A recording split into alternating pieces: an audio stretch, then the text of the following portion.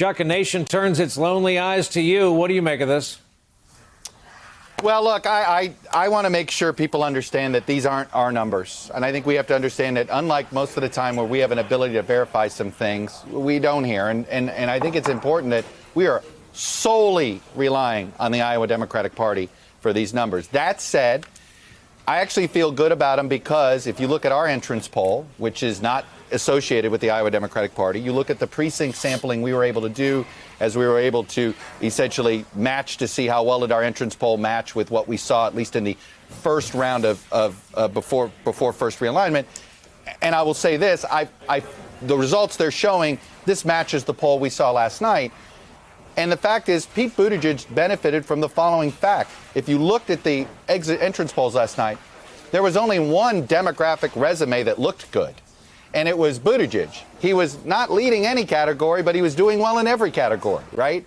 While Biden and Warren and Sanders all popped one here or popped one there. Sanders does really well with young voters, but terrible with older voters. Biden does really well with older voters, but terrible with younger voters. But what you show, and especially the way they allocate these state delegate equivalents, having an across the board, having sort of spreading your support out the way Buttigieg did is why that's how you win these caucuses. And we should remember a whole bunch of Obama veterans were part of the Buttigieg team, and Obama did quite well in these caucuses in 2008. But let's be honest, the big news is what? The Joe Biden candidacy. I mean, the fact of the matter is, what was Iowa's job in this Democratic primary? To essentially tell us who's going to be the leading progressive and who's going to be the leading sort of moderate centrist. Well, we know who the leading progressive is. It's Bernie. He beat Warren. And we were wondering between Buttigieg, Klobuchar, Biden, would there be somebody that would rise? And it's Buttigieg.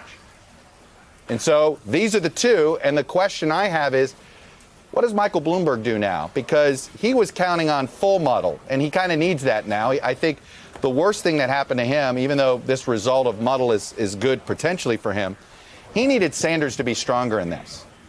He needed a total freak out from the establishment wing of the party. And I don't think these results are going to create a total freak out of the establishment wing of the party. Hey there, I'm Chris Hayes from MSNBC. Thanks for watching MSNBC on YouTube. If you want to keep up to date with the videos we're putting out, you can click subscribe just below me or click over on this list to see lots of other great videos.